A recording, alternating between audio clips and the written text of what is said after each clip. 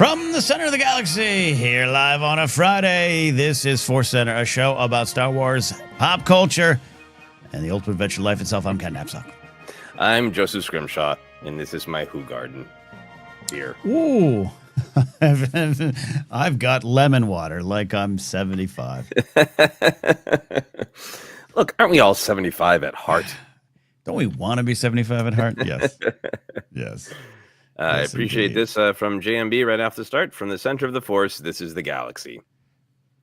There We you will go. say that at some point, I'm sure. Now that's in my head. It's in my head. It's in my head indeed. Why aren't super chats automatically favoriting? All right, doesn't matter. Hi, everybody. We are happy to be hanging out with you. We're going to dive in deep to a topic that then leads to just general discussion with all of you out there. We want to take your live questions.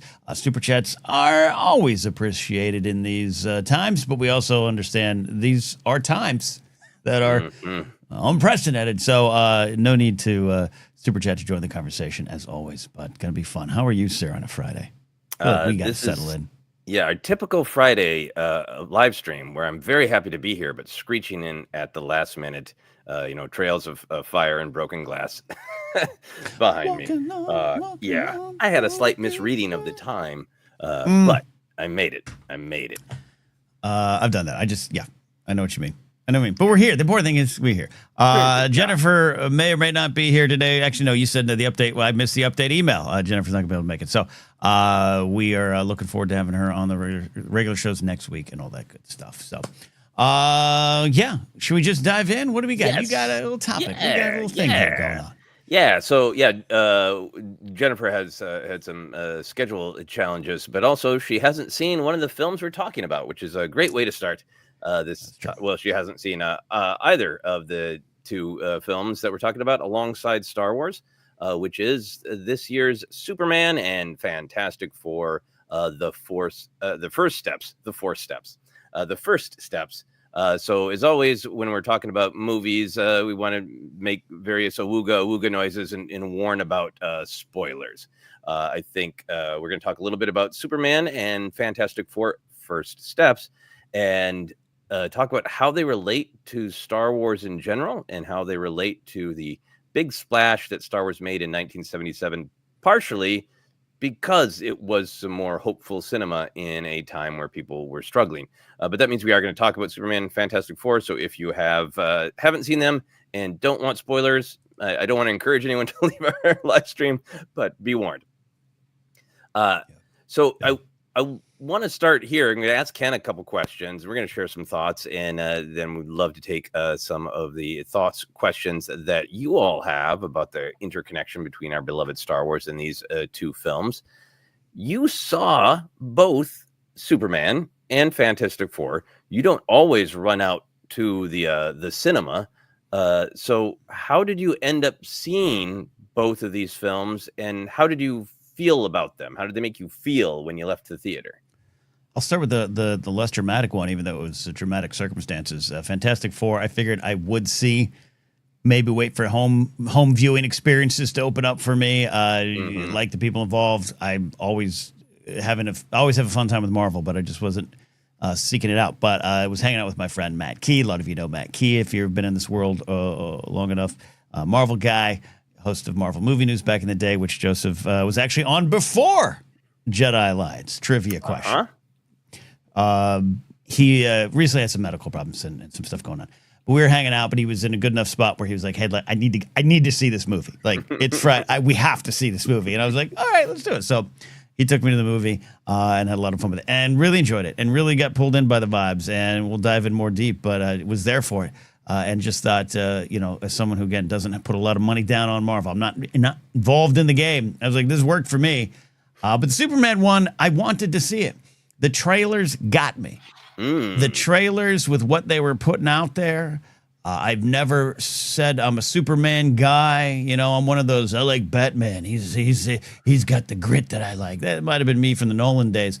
But I just something about it. I felt kind of what I needed, and maybe hopefully what other people needed. And for me, the movie delivered in that regard, which we're going to dive into, and the connections to Summer of '77. So I was blessed to see it with the press screening, and I want to see it again in theaters if I can. So you saw it at a press screening or like the premiere?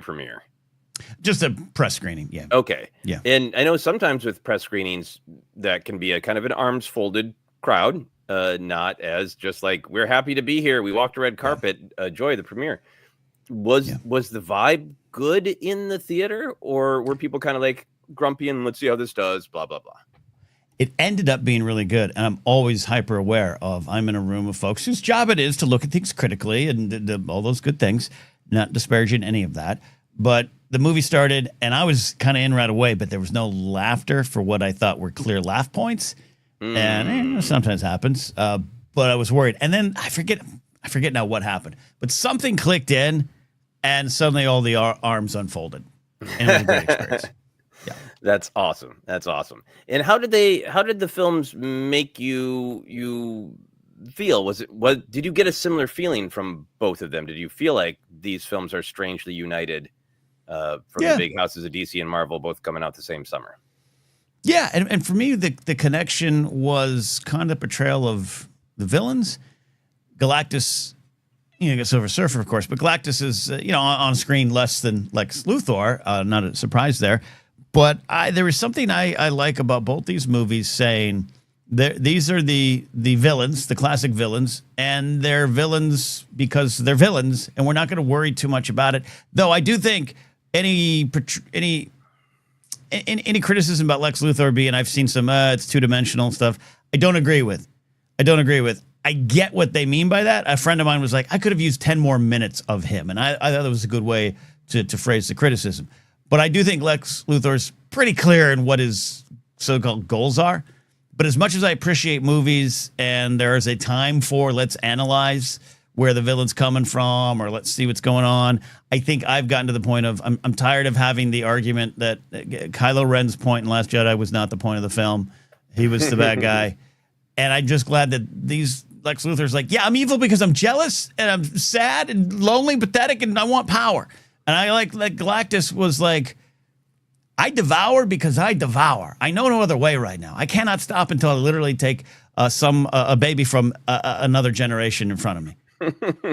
And then I go and go and go. Yeah, I mean, I feel like Lex Luthor has the clearly stated in the plot and clearly articulated emotionally in a monologue, the motivation of jealousy and a demand to conquer all that he sees. It feels like he is human and longs to be, in his mind, a god. Whereas Galactus is this great reversal to me of like, you got this big, weird cosmic guy. So how do you humanize him a little bit? Of like, well, I have this hunger and I don't really want it. And I can see people, maybe some bad boys out there will be like, yeah, well, Galactus is the real hero of this movie. He's just got a problem and he's looking for a cure. He just hungers. Yeah. Come on, Yeah. He just wants a Snickers bar to stop his hunger from hungering. Come on. Yeah. So and fun to I guess actually answer your question. Like, it's just seeing those kind of things on display kind of heightened the Summer of Hope vibes that both films kind of presented for me. And literally Fantastic Four being about community, even small communities can come together to stop this rampaging evil. And then, Superman being almost speaking to a guy like me for years who was like, Superman's kind of boring. He's just got all these powers and he can't lose. Number one, he's losing. But two, he's like, yeah, I got these powers and I choose to help people with those powers. That's what got me in those films. Awesome. Oh, that's great. I want to share a little bit of my own thoughts, but I also want to share a couple of observations from our kind friends here in the chat. Will McLean says Superman having its own version of a crawl was cool. Superman's ability to inspire others through his good actions, the regular people and other heroes, feels very much like Star Wars. Agreed. Great bit of hope here. Addie, hello, Addie, says, I saw Fantastic Four with my dad. He said it was his favorite Marvel movie ever. That is very cool. It's such a distinctive Marvel movie. I can see why it would be a favorite. Igor the Mad says, it's been the summer of Superman. I watched the classic films for the first time with friends before the latest one, and it was so great. Yeah, man, I feel that. My only sadness about this being the summer of Superman is I wish I had even more time to go do Superman stuff to, read and revisit even more things.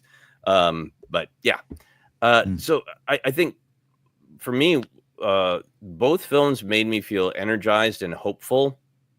Mm. And out of all the things I liked about them, one of the things that I think relates to Star Wars, they're both feel like tributes to genre, to Mm-hmm. both the like fun and absurdity of the superhero world and the weight and the stakes. And I think even though, Star Wars is kind of this different flavor of dish than superheroes, they really both sort of spring from sort of the pulp and the B movie genre, the kind of thing that people like as a form. We look down our nose at this, and we're still talking about it with, did Andor not get the acting nominations it should have, because there's still a little bit of a genre glass wall. And these films both like punched uh the glass wall of genre shame.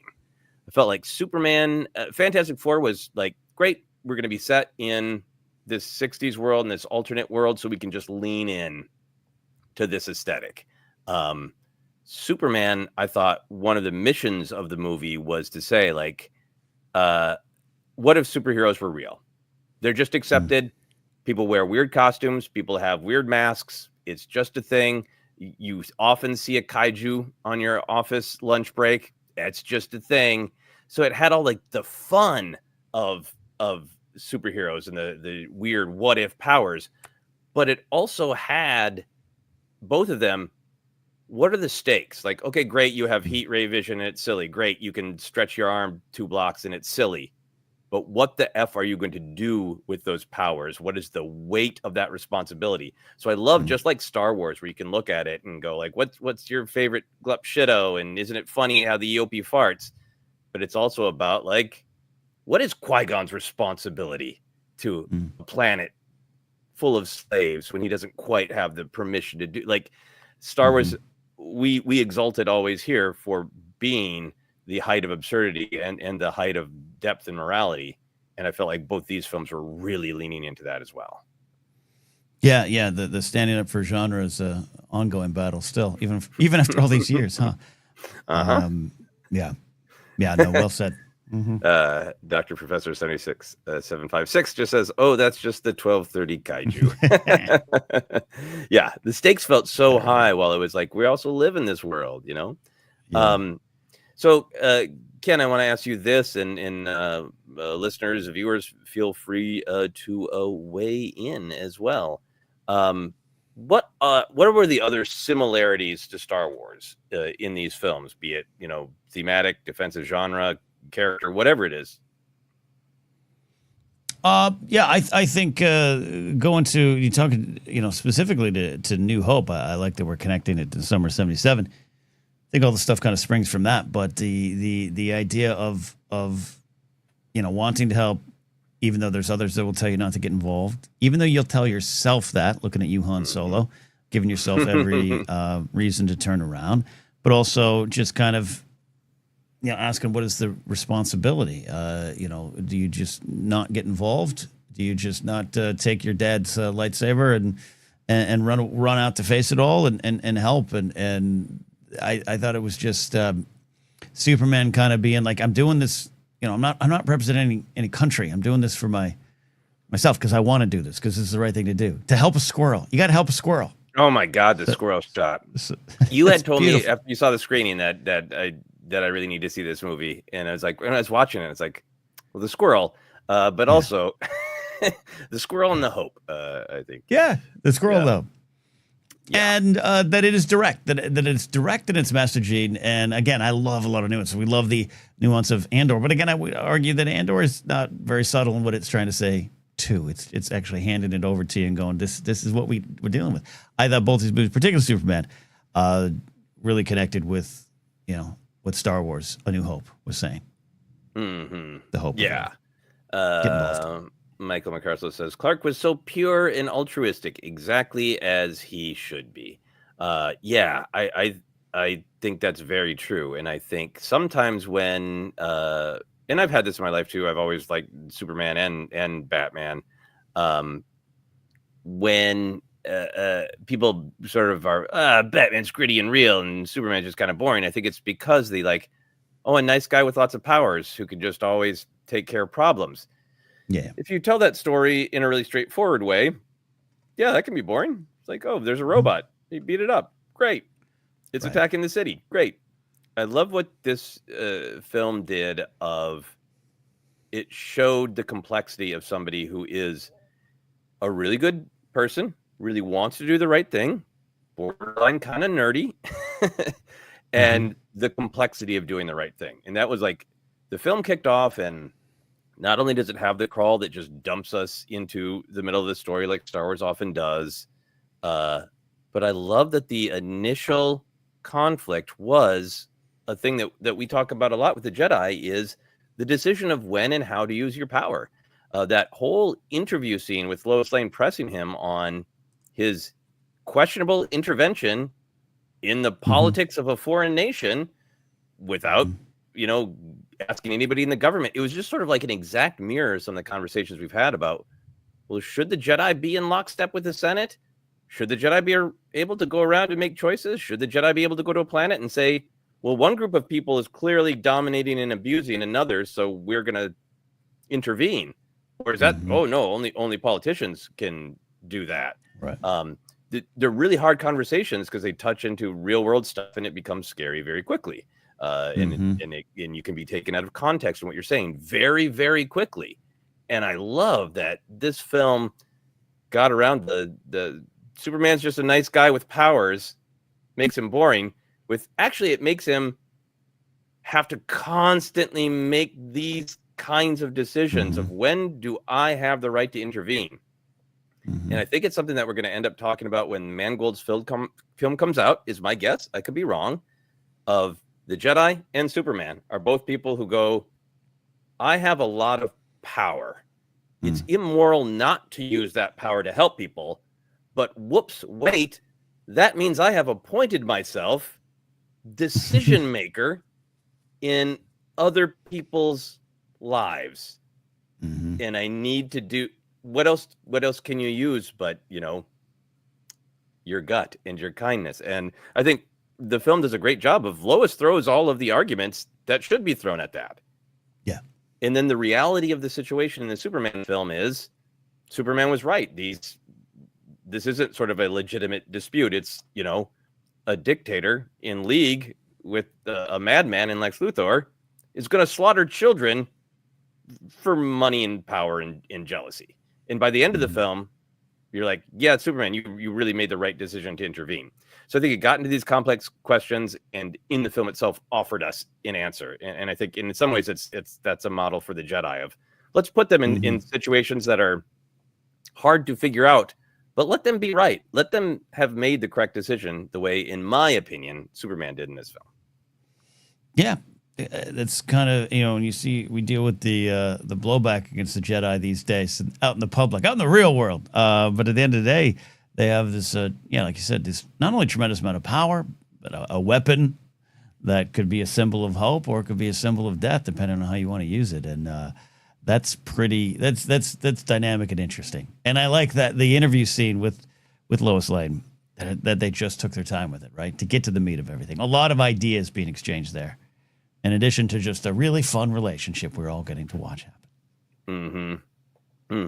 And good conversation as always in the chat about the real world of it. And I think that's, to me, what makes it really interesting to have these kinds of conversations in film is it's a what if of what if somebody had a lot of power, how would they go about using it?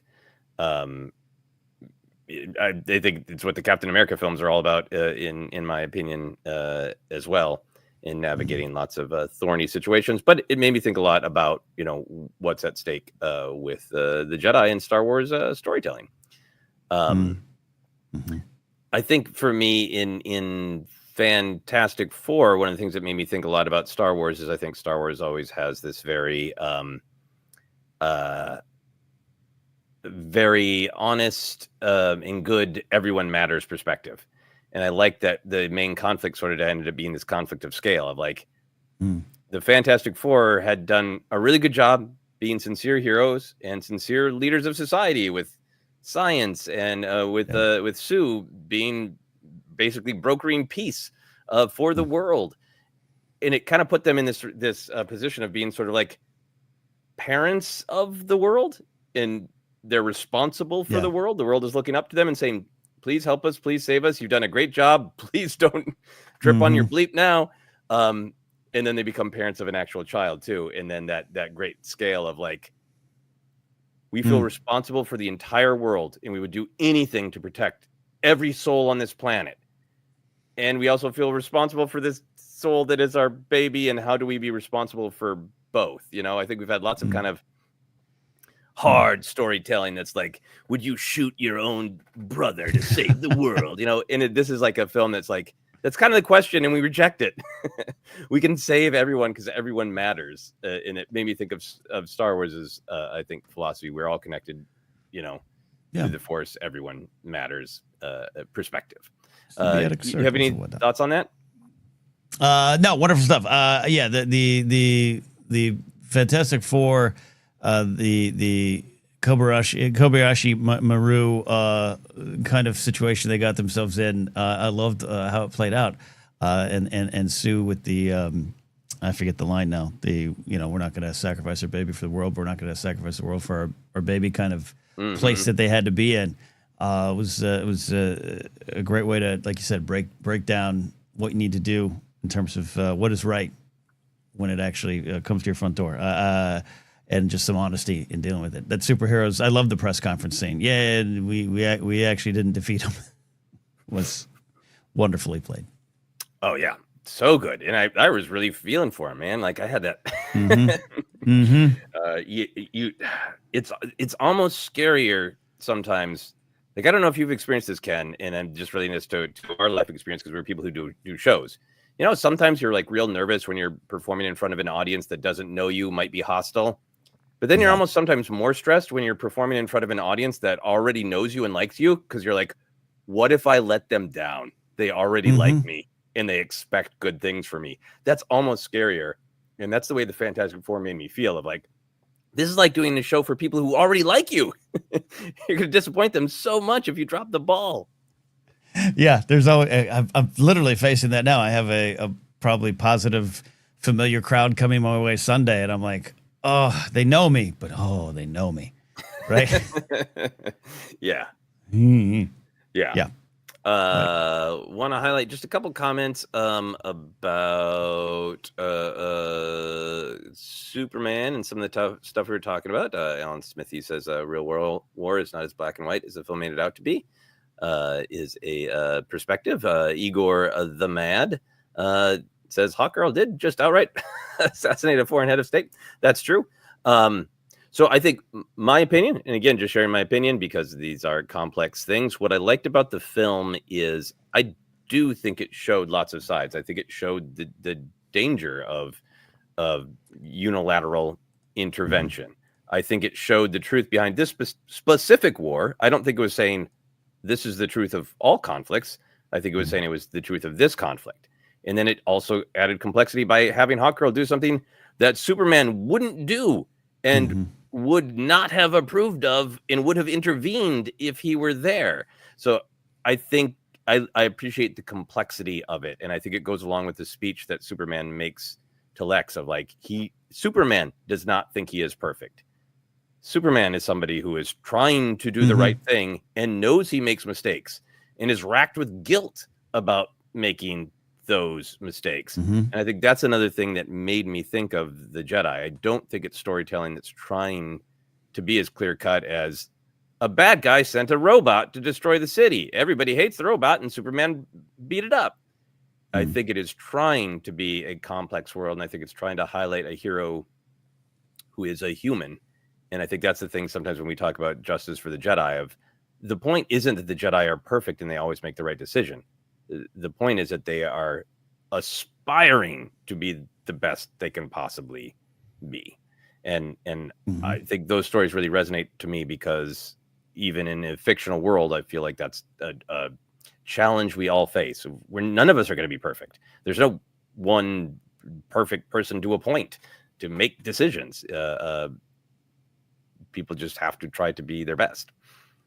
Yeah, I love having Superman kind of give that speech at the end, but I for a lot of reasons, including we didn't need another complete origin story and everything. But the fact that the film starts with him having just lost his first fight is an interesting place to be. Not just because Superman lost, but showing him as in that spot that he needs to. We all lose our confidence. We all lose, but you need to get back up if you can. But also, just Superman's like, yeah, I'm not going to stop. I'm not going to stop being good. Punk rock, kindness is punk rock, right? That whole big sequence and thing. So I love him at that starting point where I'm 80% healed. I still got to get back out there. Yeah. Yeah. No, I think it was a great way to show him being literally vulnerable physically and make that interesting, but also make it, tie in with his emotional vulnerability. Addie says, Sue Storm is the new old ? Padme. I think that's a great Star Wars connection as well. Yes, that she was the peacemaker. Yeah. Good old mole man there. Love all that. Yeah, absolutely. Steadfast. We all need a Sue or a Padme. Yeah, that's. I think that's pretty great. And then there's some discussion about whether Lois could also be mapped to Padme. Let's see. Where did that go? It's Bill. Bill says, I mean, it's a stretch. Lois isn't totally Padme, but in the sense that she affects the amygdala or emotions regulator of the hero. Yes, true. Fair enough.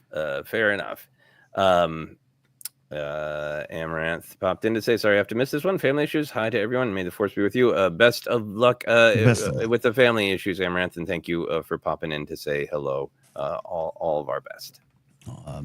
Dave Mackay says, this going back to our Jedi conversation, both Superman and Fantastic Four were heroes, not just fighting, but protecting people and squirrels, helping people like the Jedi should be. And how often the Jedi strive to be, though the Order itself would show those cracks a little bit later on. Yeah, I saw an interview or read an interview with James Gunn about the squirrel moment not testing well and people talking him into taking it out. And then he watched it and put it back in because I think people were like, well, why would he stop in the middle of a battle to save a squirrel? It's just like, I think you might be telling on yourself with that opinion of like, that's because that's who the man is. And that's the way the beat played for me. Like, I'm a longtime squirrel fan, dressed up as like a squirrel. You are currently a Pied Piper of squirrels. You've made all sorts of squirrel friends in your backyard. You're putting out all sorts of great squirrel videos, squirrel narratives, visual poems. I'm not going to call it content. So you and I speak from the place of being squirrel guys. Squirrel efficient. That would have landed the same if it was the chipmunk, right? That would have landed the same if it was some kids, fish in a bowl. What did that squirrel saving beat mean to you? I want to be clear here. I'm not saying I'm Superman, Joseph, but I'm one of those people, and I'm sure you might be, and I'm sure a lot of people in our chat, where I don't like spiders. I still don't kill them. I remove them. And that is just, it's not just cosmically like I'm here to respect all beings, but even cockroaches I have trapped and removed and not killed. I've removed them far. We do have a bug guy. Also, for the last 8 years of my existence, had to make sure the bugs were long gone. I can cohabitate a little bit more with not cockroaches, but other bugs. But my point being, it was cute because it was a squirrel. It was relevant to my life because of squirrels, relevant to your life because of squirrels. But it was just in that moment. Yeah, that's what a superhero would do. If he could possibly save everyone at every given time, if that's even possible, he would do that. And you know what?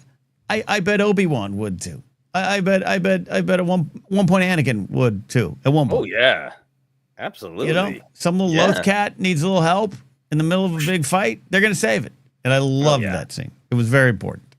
Yeah, I think that's what was so great about it is every living thing needs to get out of the way, and great Superman storytelling we've seen a million times of Superman pulling a child out of harm's way, and we see it in this film. And how do you go how do you show the audience in a fresh way that it's even deeper than that? It's that all life matters to him. Yeah. You know? Yeah. Exactly. Yeah, it's I'm glad James Gunn put it in there. Yeah. Dr. Professor says Squirrel Center. Hodga says Man of Squirrel. Indeed. Quicksilver did something similar. Yes, it's been a while since I've seen that, but thank you for the reminder still, Bill.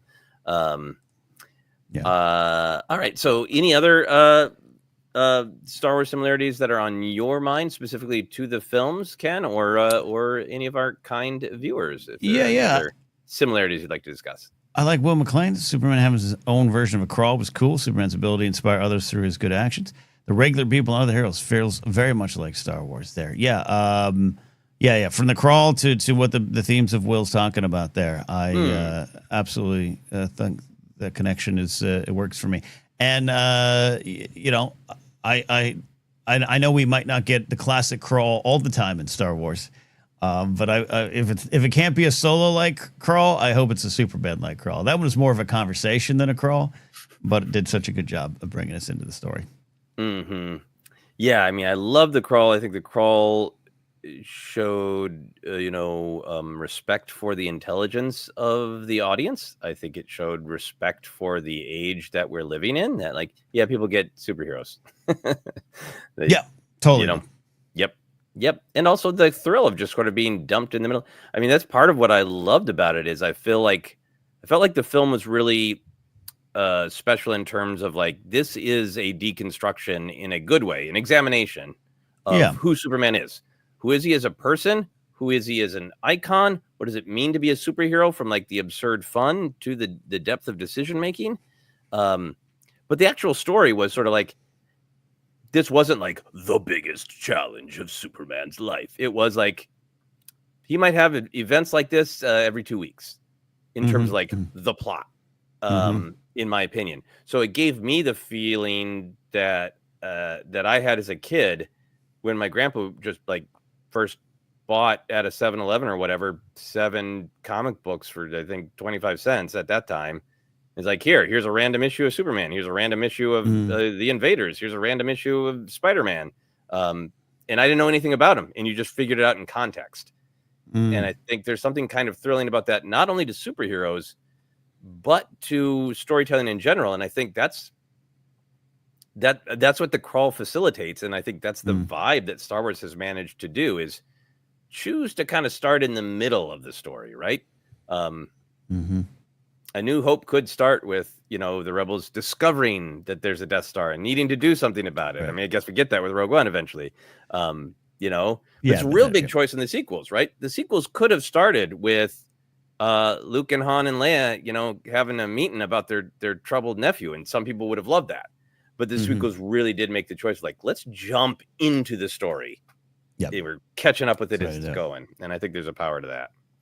Yeah, both these movies, I think, made the right choice to kind of be not in the hey, it's pop culture, you all know what Fantastic Four and Superman are about. I don't think it's just as simple as that, but you said examination of the characters, but I like that we just having them all up and running. I thought Fantastic Four, bringing Mark Gatiss in to do the newsreel kind of talk show kind of summary of them is needed. I'm far from a Fantastic Four expert. Yeah. I get it, but it was that way you're able to examine them more as characters, but also like I said with Superman, just we've all been raised with this hero around us from 1938 on. So what does that mean? What does it mean to us? Let's analyze it. Let's examine it. I thought that was a good choice for both films.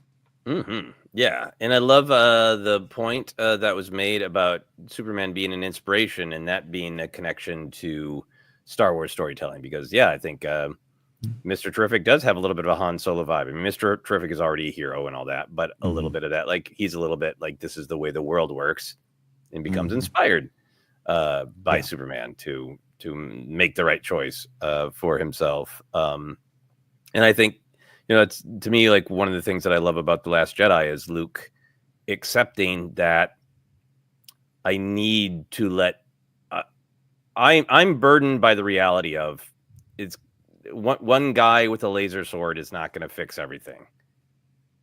But one guy standing there with a laser sword will inspire other people to do things.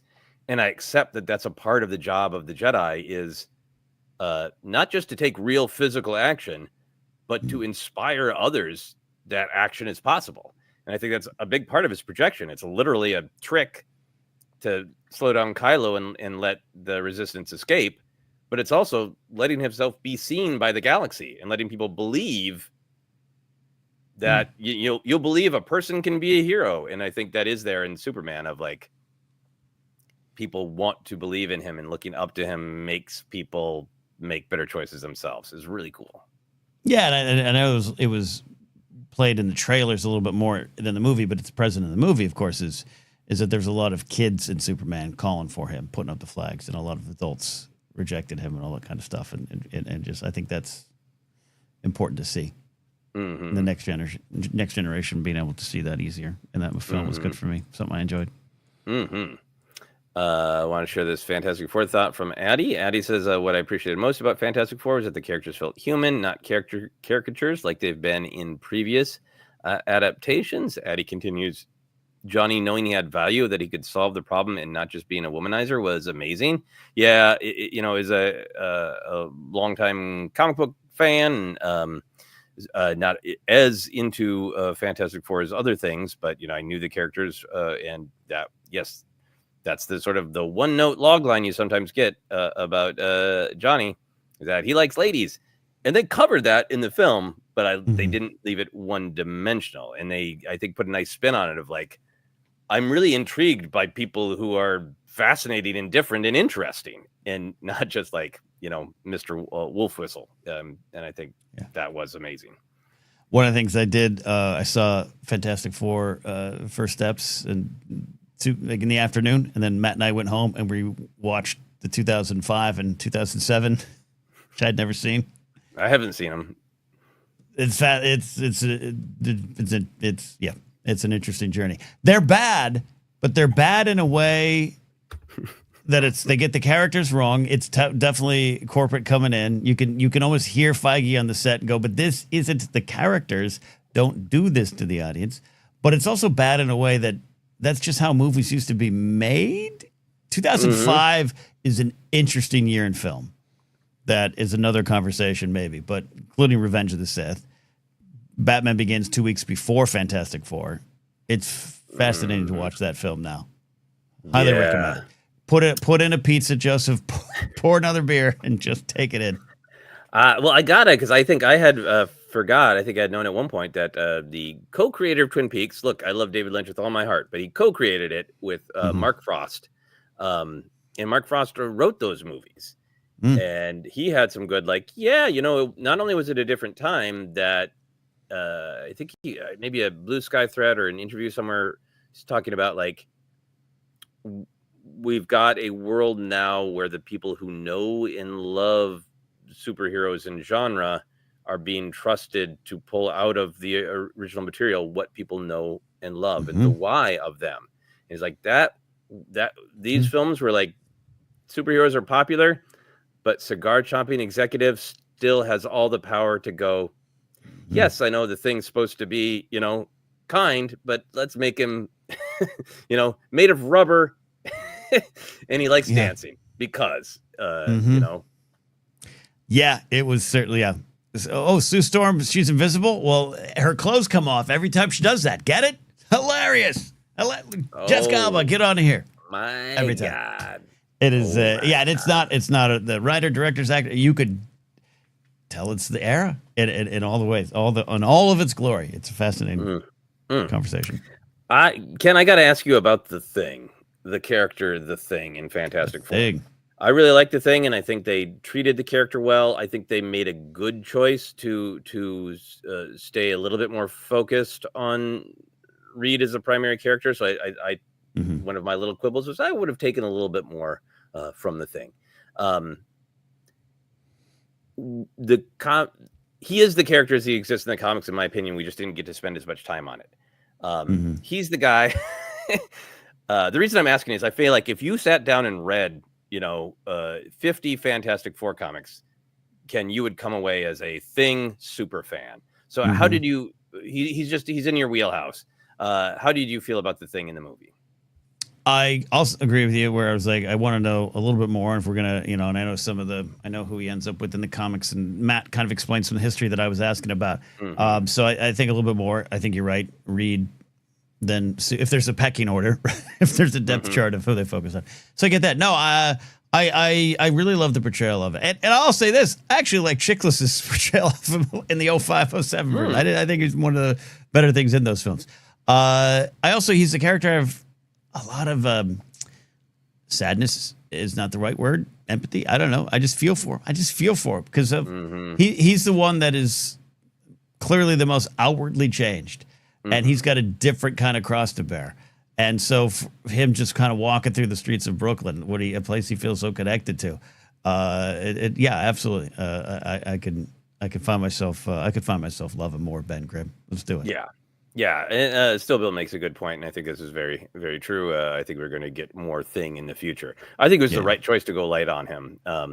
In particular, and Addie says even the Thing was great. He wasn't just mopey and sad all the time, which is, I think, great. I think I have loved. There's just so much great tension in him feeling conflicted about the change in himself, and it's a rich and important vein of storytelling. I think they hinted at it with the great shot of him in the window with his reflection and looking at himself before he changed. I think in a lot of the comics that I like, there was almost a little bit of conflict within the Fantastic Four because he would get upset of like everybody else can turn their powers and their appearance on and off, and I am stuck in on mode.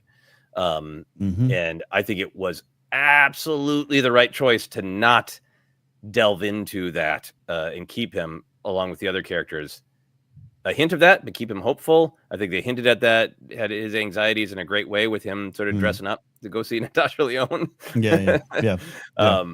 But I think a part of me feels like with more Fantastic Four storytelling, I would love to get into a little bit of the friction between the four and get into some of his complex emotions, because I think we're in a great place to talk about those things. Yeah. Alicia Masters is the cast. Someone said in chat, but yeah, I know she enters his life, but yeah, there's ways to do it. No, absolutely. So we've talked a little bit about the various comparisons between Fantastic Four and Superman in tone and theme and characters. Watching these films, enjoying these films, do you feel like there's anything that future Star Wars films could learn or be inspired by from these films, in the fact that these films have been basically successful in 2025? A little bit of the just trust the audience. We talking just about basic script writing style of getting in the middle of the story. If we're going to eras where we are starting some stuff again down the line, post Rise of Skywalker and everything, I don't need it to be an origin, but going to Mangold, actually doing the origin of the Jedi Order, whatever that might be, we don't know. Just boiling it down to some of these simple, direct themes. I think if you're going to be in the theaters, it's I want it to be big and bold, and I love nuance. I absolutely love that. I hate that word nowadays because it's overused, but you know what I mean. But I don't need to in a Mangold picture. I don't need to understand the Sith's point of view right now. Yeah, just lean in on what is. On those trying to do right. I mean, I'm gonna let the understand the villain rabbit hole go for now. But no, I see that. I see your point. I think the every actor always says it of like, well, the villain is the hero of their story, and you gotta portray it that way. And I think right. Yes, that's absolutely true. Everybody has a motivation. And I think that in the real world with people I disagree with the most, if I can sit down and talk with them and understand, I have empathy. The trauma leads to making choices out of fear. And I have empathy for that. But then like the Superman movie lays out, and Star Wars does too, you are defined by your choices and your actions. And like, I have the utmost empathy for whatever happened in Lex Luthor's childhood or raising, who didn't hug him at the right time, right? Right. That made him feel that way.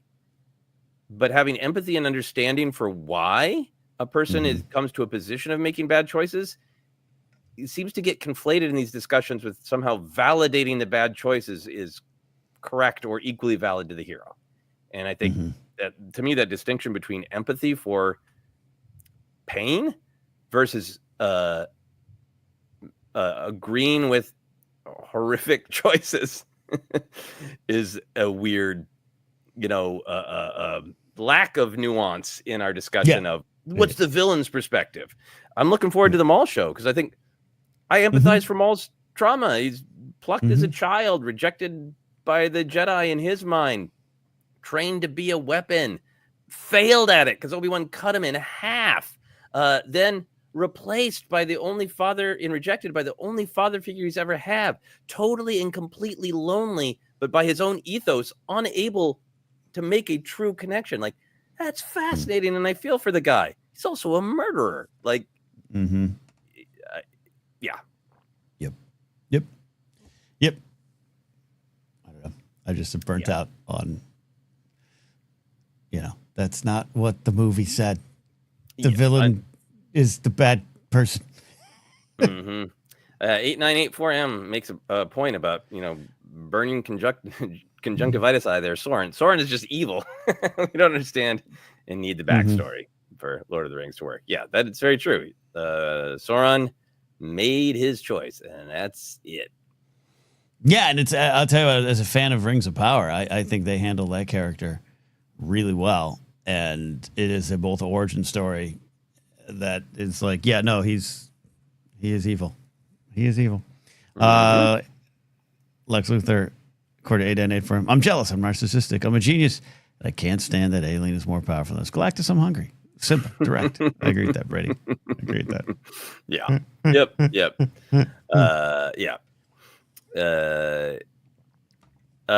So yes, where were we going with it? We were talking about other things that Star Wars could get from these films. I think both of them, but maybe Superman a little bit more, were kind of serial adventure. I think Fantastic Four spent a little bit of time like really making sure that we took the threat seriously, and even though there were like flying cars and jazz music, and space age jazz tinkles, that I think they spent a little bit of time making sure that we knew it was serious and that the stakes were heavy. So, but Superman had such like Star Wars like serial adventure of like, did you solve one problem? Here's the next. And yes, emotions are there, but we solve them quickly in a quick like, it was a real sort of serial adventure summer roller coaster. And I think Star Wars usually does a great job at that. That's not always its goal in the television shows, but I kind of suspect that both Mandalorian and Grogu and Starfighter are really going to have that sort of, yep, there's emotion, yep, there's depth, but we're on a roller coaster in a good way. How do you feel about that sort of those pacing and stylistic choices? Yeah, when you're in the theater, I think that's a good approach to it. For what Star Wars has to do, returning to the theater, that's going to be a pretty big thing. So it's going to be faster, more intense, but it's also going to have spirit. It's going to have humor. I mean, Grogu's pretty damn funny, so let's lean into that. More space macaroon scenes. Superman was pretty funny, and that's what you get that pretty much right from the start. The presence of Crypto, and I think we had a comment about. I love Still Bill. Crypto was sort of a sassy astromech during this movie. If you think about it, yes, absolutely, and he worked for me, and he stole the show, and clearly I'm an animal person, but it was fun right from the start for me, and being in a room full of theater, being in a theater full of critics, they don't love fun sometimes. I don't know why. Remember Rian Johnson warning everyone before Last Jedi? It's a little lighter than y'all.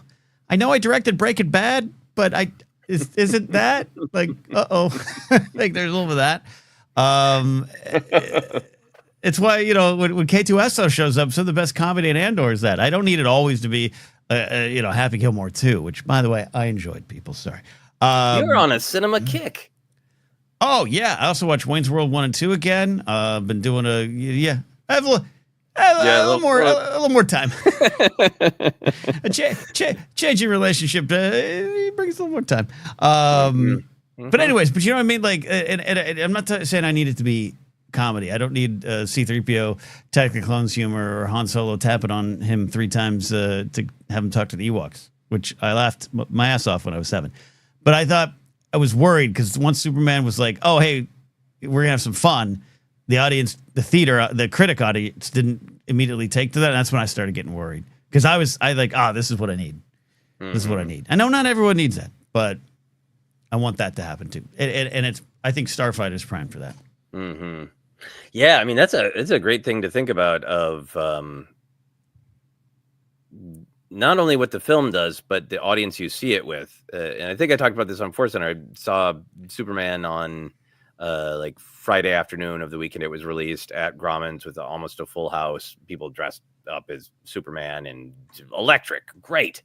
And then my wife and I wanted to check out Alamo Drafthouse. If people don't know about Alamo Drafthouse, it's like a very we take movies, movie viewing seriously. They love pulp and genre and all that. But you can order your food and they'll kick you out if you talk or turn on your phone. Great. But they got these comfortable Barca Lounger seats. So the showing we went to was like 63 seats and maybe 50 were sold. And like me and 2 other people were laughing at Fantastic Four.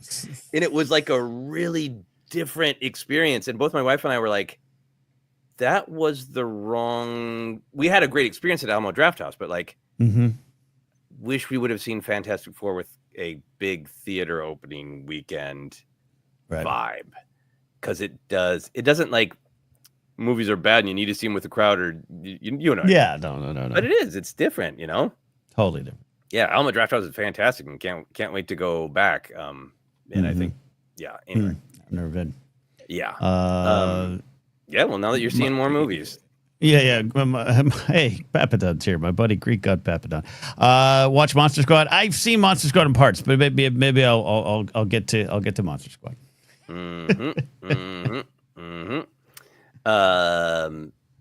The other thing that I think that Star Wars could not learn, because that sounds like they don't know it, but make a choice to do, is I think both films benefited from being really laser focused on who is the main and/or main characters. Superman, obviously, the main character of Superman. I think Mr. Terrific is given an arc. We are giving perspective on Lex Luthor, in my opinion. We're given perspective on Lois, and Lois is given a lot to do in terms of not a lot to do. She is given things to do in the plot. She's not sitting around waiting for Superman. I understand people probably out there feel that Lois could have been there more, but relatively small group of characters who are like going through an arc. And then the same thing with the Fantastic Four. Like those are the characters we're going through the arc with. Silver Surfer a little bit, and even within the Fantastic Four, there is a little bit of a hierarchy of this is who we're going to give the most amount of time to. And I think it's one of the things that people struggle with the sequels is the sequels set themselves up to be the story of 2 generations of what's going on with Luke and Han and Leia. And we're introducing you to these new 4 to 5 new generation characters and trying to give all of them a character arc too. And I think I would imagine that Starfighter is going to be pretty trimmed down, and I think that helps with the movement of a movie. I think it's good. It's straight line, an absolute straight line. Yeah. Not that the other characters are legacy characters and blah blah blah all that stuff. But I think it's going to be less worried about that to a strength. Same with Mandalorian and Grogu. How do you think Mandalorian and Grogu might handle? We've been talking about it. People have been chatting about it. Of the power of that crawl of Superman, of trusting the audience and throwing them in the middle of it and getting past the. You need to have seen in Fantastic Four too, because it was set in a different universe. Getting past the you need to know everything, you had to have done your homework. Mandalorian is coming out of having 3.5 seasons, if you count Book of Boba Fett. That's gonna be the ding against it when people are deciding whether to go. Like I haven't stayed caught up with that. How do you think Mandalorian and Grogu might navigate that besides just press conferences where they say, you don't need to watch Yeah. it? Yeah, I think it's going to be easier with the character than Jaren. You're at a reset point with him, right? So in the sense of, cool, I completed this. I'm on my little farm that I have now with my kid, and now I'm going to go out and take missions to help the Republic. And that's kind of maybe all you need to know at that point. If you just kind of want to leave it there, they're not. But at the Grogu of it all, you and I we got to be careful. You and I are setting ourselves up for a little disappointment if we don't get a complete, in-depth Grogu think piece all through the film. And, Kelleran Beck shows up again, and Jar Jar shows up, and all these things that I'll be honest, I think about more than any other thing in Star Wars coming forward right now. I'm like, please tell me Kelleran Beck takes him to Jar Jar. That's all I want. And when it doesn't happen, I'm going to have to take my own four-setter medicine.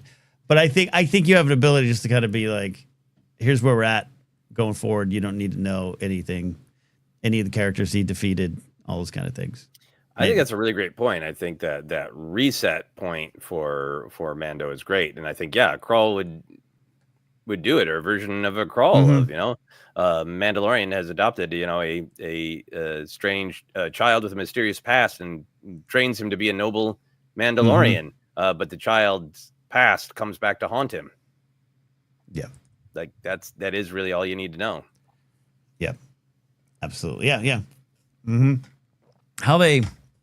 I would like an actual Crawl. I would like a classic Crawl. I know they want to maybe keep those to the saga films. I got to imagine if the other films, once they hit Kinberg trilogy, all that stuff, a Crawl will be in place. But because of Rogue One, so at least give me the Solo / Willow Crawl. But I would love a big giant, a Mandalorian Grogu. The story continues. Here's where we're at. I think I really want them to have some version of a Crawl too. I just imagine, like, what if they try to sell, like, you don't need to have seen anything before, and then the Crawl is in Aurebesh, and like, too bad, nerds, you should have memorized it. You should have known how to read it. That's the thing that won't happen. Daga says M&G and Starfighter both being standalone movies with heaps of potential, exciting, no direct saga baggage. Yep, I think that's where we're all at. Ooh, I like this from Marjo32, is a fellow Bond fan. I want a 007 style action start, then a Crawl, but that might be divisive. No, I would love that. Talk about throwing you in the middle of the action. Film starts close up on Mando's helmet, and then you just see explosions in it. And he's in the middle of an adventure, and we meet him and Grogu, and then that'd be great. I think they could have worked. It's not an action beginning, but it could have worked for Rogue One for me. Start it on Lamu, go there, and then hit me with a little bit of a Crawl if we do the time jump and set the stage of rebellion. We knew so much. We as Star Wars fans knew where that film was, but not everyone did. But yeah, I'd be up for that. Start something new with Mandalorian and Grogu. I think it would be great. I think that did start for me, Superman, off with like a freshness, and I think Star Wars could use an injection of that. I have more thoughts and questions about these Superman and Fantastic Four and Star Wars, but we've got a couple of great super chats that maybe we should grab now, Ken. Indeed. Actually, I like this one. That's not a super chat that Michael McCarthy just answered our thumbnail. Short answer, yes. 1,000,000 times, yes. Brendan Marr checking in at his podcast page Turners. They were not. Hello there, my friends. It really has been the summer of hope. Some people think hope is silly or a naive idea, but I think hope is necessary for existence. I speak from experience on this. And he does. For those of you not familiar with Brendan's story, follow him, follow his life adventures. He's got every reason to not be hopeful, and he chooses daily to find hope. That's why we love him so much, and he's a pillar in this community and many other communities, and he speaks from true experience. And really respect where you're coming from, Brennan. And I think, we talked about the 77 connection and what was going on in the world. Talked about, the Empire Dreams doc that we all love covers that. It was a dark and gritty world. And here comes this story of of hope that's pretty direct in its messaging. I think, we're in different times. I don't think outside of Barbenheimer, I don't think we're going to have those big giant movies that just are everything anymore. The world changing ones like they had in '77. Star Wars was part of a new template, but I was happy to see with both films, box office talk aside, I don't care about that. I do care about it from the sense of I want this industry to continue to move forward, which is tough. But I think you and I talked about it. I think other people, Alden Diaz and I talked about it. I was seeing people in my circle or adjacent who normally are so goddamn cynical about films or about the messaging of films who were just like, yeah, I liked it when it came to Superman. And that was very encouraging for me. That was as close as we can get to that summer of '77. The world has been changed. Like I was like, I'm going to take this. This is a victory. That if that person has said, oh, I like what the message was the film. I like what was going on. I thought it was funny.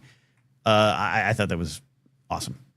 Yeah. No, I love that. I love the way that Brennan phrases this. I think hope is necessary for existence. It really is. I think is a fabulous way to put it, because I think sometimes when I've met people who are cynical about hope, I think it's a version of hope of just like, well, don't worry, everything will work out, as opposed to I believe in the possibility that things can work out. Yeah. And I will work toward that. I mean, hope to me is like it's an antidote to just total cynicism. Right. And I always want to be realistic. And there's a difference between blind hope of just like it'll all work out versus no, I think this cascade of dominoes will fall and these 18 horrible things will happen. Yeah. But I'm not going to give up hope that they can't be addressed or fought or slowed down or changed, or hey, maybe they won't happen if enough people take the right actions. I think hope is not as naive, I think, as a lot of people feel like it is, and I so appreciate that from Brennan, of somebody who is speaking from true experience. Yeah, true life experience. Great stuff. More super chats coming in here. Very generous super chat from Chris Kiefer, the greatest librarian in the Los Angeles County area. 20 Republic credits on Dud Bolt.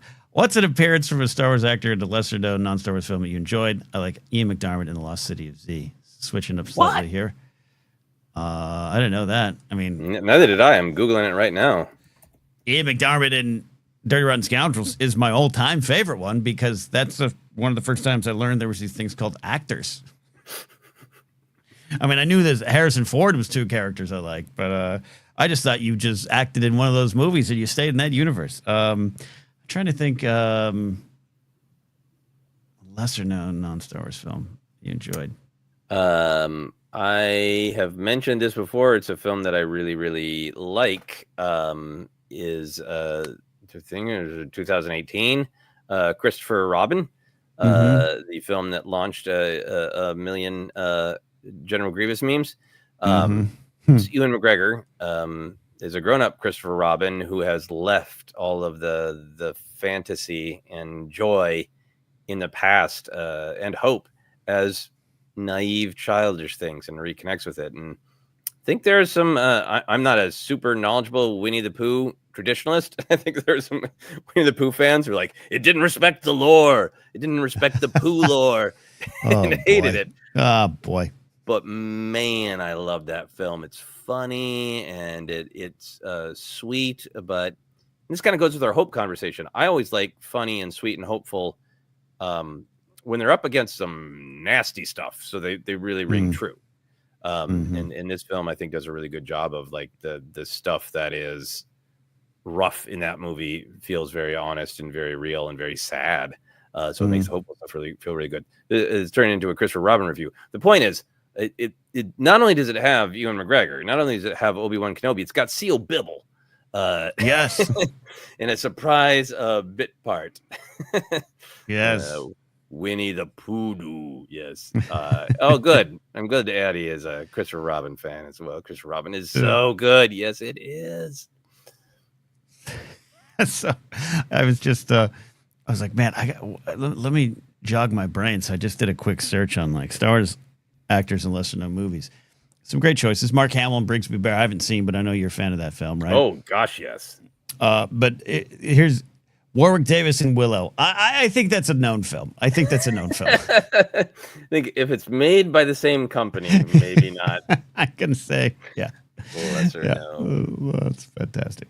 A lot of choices. I love that we have that guy. Once you're in Star Wars, you are in Star Wars, and when we see your face elsewhere, it just brings a certain level of excitement. Even going back, and if someone enters Star Wars now, and then you go back and find them 30 years in a movie that's 30 years old, you get excited. I'm forgetting 1 year, probably 2019. My wife and I had a bear movie marathon that was all good movies that we've been talking about, but also all, hey, Star Wars. We watched Brigsby Bear, which if people haven't seen Brigsby Bear, especially Force Center fans, it's so much about it's got Mark Hamill, a bear, and it's about the nature of fandom. It's really good. I really think people should check out Brigsby Bear. We watched that. Then we watched Christopher Robin. And then we watched the film Annihilation, in which Poe Dameron and Padme Amidala are in a relationship, and there's a spooky bear. Annihilation is I love that movie. I think it's not based on any sort of Lovecraft specifically, but it's got great cosmic horror vibes. Yeah, I remember the trailer. Yeah, Matty Gunner says Trainspotting. Yeah, little lesser known film, Trainspotting. Though maybe nowadays. I don't want to sound like the old crusty guy, but I don't know. Is Trainspotting as known and celebrated? You and I grew up in literally the year, Joseph, where we all we were handed copies of Trainspotting and said, all right, watch this. Yeah. Oh, yeah. Hey, here's a good one. Carrie Fisher's first role. As a kid, Ella Doggett says, I watched Shampoo because Carrie Fisher was in it. Just wanted her to be Leia all the time and couldn't see anything else. Nerdhead. Yeah, I think that's a hard one if you're like, I'm going to watch it for Star Wars. My wife would watch Shampoo maybe like a year ago. I had never seen it. And yeah, it's really good. Yeah, a lot of Down with Love. Yeah, When Harry Met Sally. One of my favorite films there. Yeah, she's great. That yeah. Carrie was so great. Yeah. And they're just like, it's very fun to watch films just generally from the 80s and see what characters will more like, Michael Sheard, who played Ozzel, or all sorts of the background, not background, but Nadine, Piet, Octopussy has some surprise appearances by Imperial officers. I love it. in great ways, The UK acting corps come into play, right? Cheers, not a movie, but a TV show with a couple Star Wars actors in it. But that's true. Dave McKay just pointed out the truth that Trainspotting is actually, it's more about Pocket from Skeleton Crew than it is. Every time I see Kelly McDonald, I think of this. Yeah. She's great too. Carrie Fisher and the Blues Brothers. Yeah, there you go. Great scene. Shallow Grave. Ian Sharp's from Shallow Grave, which is Ewan before Trainspotting. Wow. A lot of great Ewan roles. Yeah. Yeah. He was I had this conversation. It's going to come up again as we really ramp up for Starfighter. We'll have some Star Wars news on Tuesday, talking about Matt Smith's casting and everything. But a lot of that, I don't want known names in Star Wars. I don't know, man. Going up to Phantom Menace, it was only known names. We were excited to see these people enter into Star Wars. So I don't know if that's just my perspective, but Star Wars is always sold as, hey, the new unknown actors that come in, and there's always that case, and I think Starfighter is going to have a lot of that.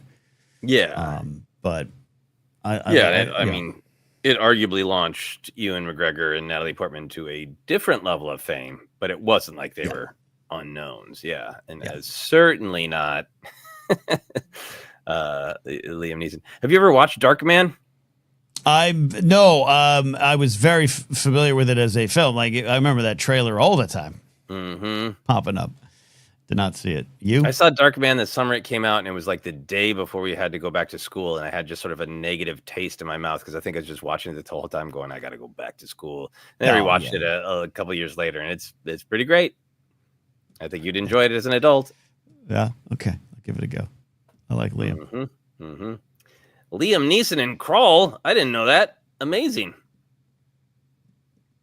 What? Is he in Excalibur too? He's in Excalibur, right? Hey, Kingsport Cows backs me up on the list of things you need to watch.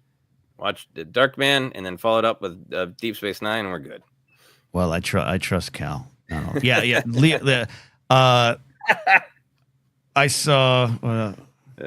Maddie Gunner, Jude Law in The Holiday. Good job. Yes. I was over at the New Bev maybe a year and a half ago to see Excalibur, and when Liam Neeson pops up in Excalibur, that's one of those like he's been in that movie since 1981, but I only discovered it then. Just had that like, hey, Qui-Gon. Everyone's like, yeah, no crap there, buddy. Anyways, Excalibur. You all should watch that film and just study that film if you haven't seen it. I have not seen it. I gotta. Yeah. That's a charity. That doesn't feel like a full-throated recommendation. It's a recommendation, but it's a thing. Especially brace yourself. It's big, it's bold, it's different. It is 1981. It's got the director who puts his daughter in one of the weirdest scenes ever captured on film for a director to put his daughter into. That's all I'll say. Like, there's a lot of stuff going on in that film. Addie says Amelia Clark's rom-com era was entertaining. I enjoyed Last Christmas. It's what it says on the tin. It's a holiday rom-com, and so if you don't like holidays or rom-coms, stay away. But I thought it was great, and she was charming. Always is, right? Always is. Always is. Stellan Skarsgård, Good Will Hunting, and Mamma Mia. I totally forgot. I want someone to insert the Made My Mind a Sunless Space monologue into a song from Mamma Mia. Made my mind into a sunless space. There you go. We got let's see, we got that. Igor the Mad says Nicholas Hoult as Lex Luthor stole the show in Superman and you need him in Star Wars. Yeah. But do you need him as the same? Can he explore? Can he be something else, I guess? Or do you need Lex Luthor in Star Wars? A version of. I feel like I have heard over the years of various things where Nicholas Hoult is always trying to get the lead role as the hero type and then ends up playing the baddie. Really? And yeah. He auditioned for Superman for Superman. And I would like to see him get to play a hero. Well, I think he does in 2002 is About a Boy, but you all let me know. But it's one of my favorite films of all time. I have not seen that one.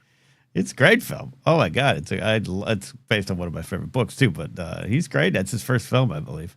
He's 12. Okay. A good double feature with Excalibur? Perfect.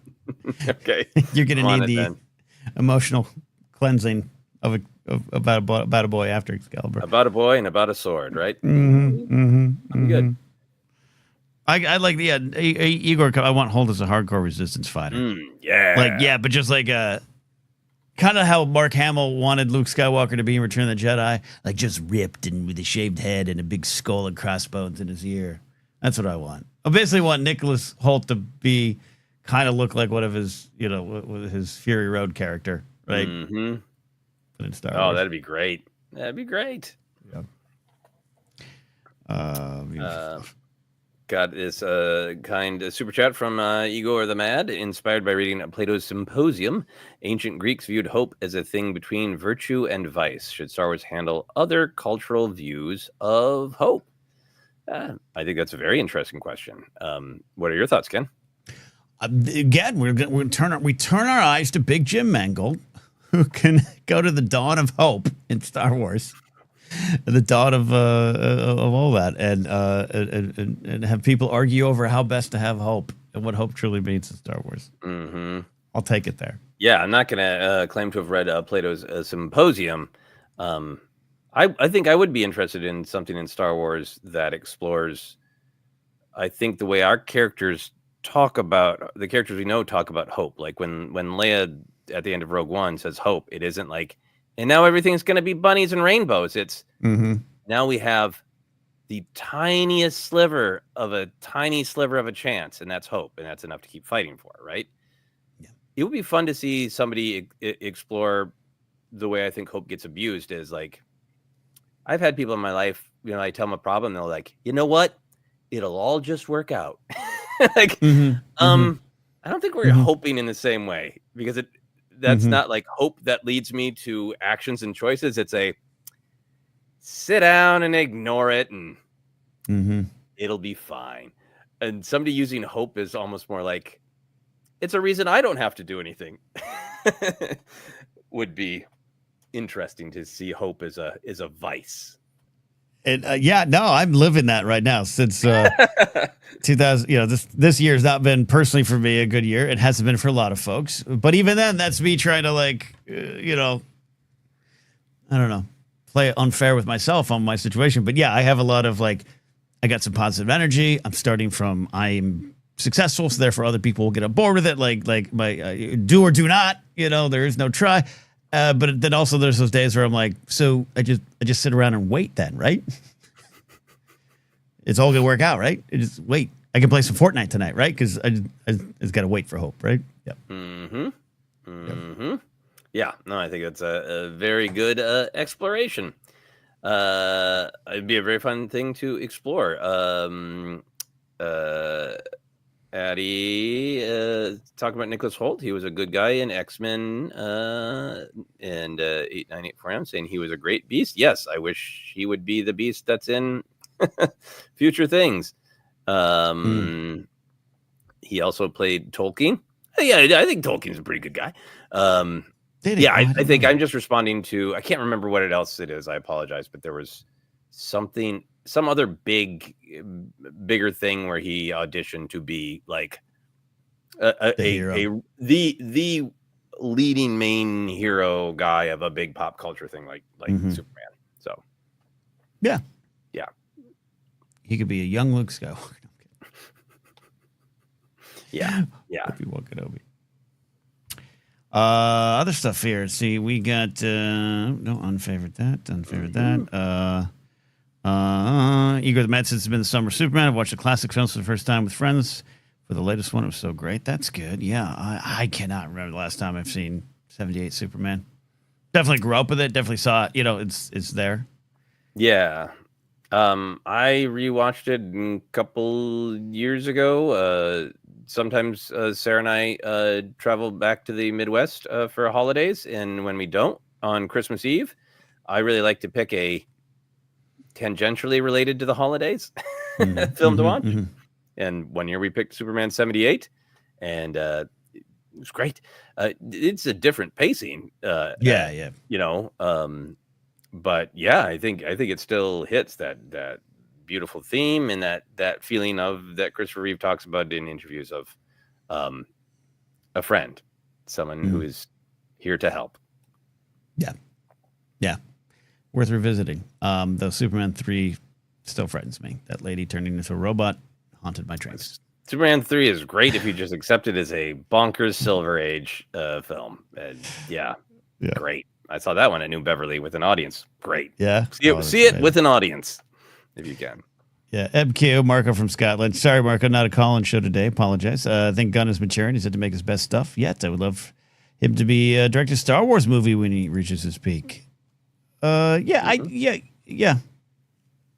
fan of his work. I'm a fan of the first two Guardians. Didn't watch the third one, but this is, this was pitch perfect for what it is. So I can see there's some other people I want to get directing Star Wars movies first, including Bryce Dallas Howard. But he definitely has a handle. He'll be busy for a while, though. He'll be busy. Yeah, I think. But I agree. I think. I think it's fun to see him staying true to himself while also evolving. Certainly had plenty of evolution in his real life and has talked eloquently about it. But I like the Guardians movies a lot. They're not my favorite Marvel movies, and I have no criticisms of them. The first film, I think, is a little dated in the way that we meet Peter Quill as sort of cool womanizer. But then as the films go on, they're deeply beloved by lots of people, and I think they should be. And I don't dislike them. I love Rocket Raccoon in particular, but it has this very, very distinct style. And a part of me was like, I'm sure I'll enjoy Superman. But I really felt like he evolved, and I think he made great choices of like, here are the things that I'm always interested in that I will continue, but I have to do some things differently because it's Superman. And, one of the most signature things about Guardians of the Galaxy was the pop music. And I was kind of afraid Superman was going to have, awesome Metropolis mixtape number 6. It was great to see him see James Gunn stay true to the things that motivate him as an artist, but also change with the story itself, and not just be like, here's my best hits. Rise to meet the new level he wanted to play at, in a way, for me. Yeah, it was very much his film. It's got one of my favorite songs by Noah and the Whale is the 5 Years Time song is in that sequence late in the film. I think it's great. Teddy bears and Iggy Pop getting the rub with punk rocker. But I know I really am with you on that. I had no negative feelings about his films. Again, like I said, I enjoy Guardians, but you want it to. This is a giant epic film. This is Superman, and he delivered. Yeah, well said. Got a couple of kind super chats coming in. Shall we grab those? Yes, we do. We got Ken Plume checking in. So what Superman Fantastic Four figures do you want? This is more for you, Joseph, because I don't know. I want the Lois Lane Superman Clark Kent interview scene diorama playset. Cinema scene. Yes. There was a line, and Ken Plume knows this. There was a line of DC superhero figures in the 80s called Superpowers.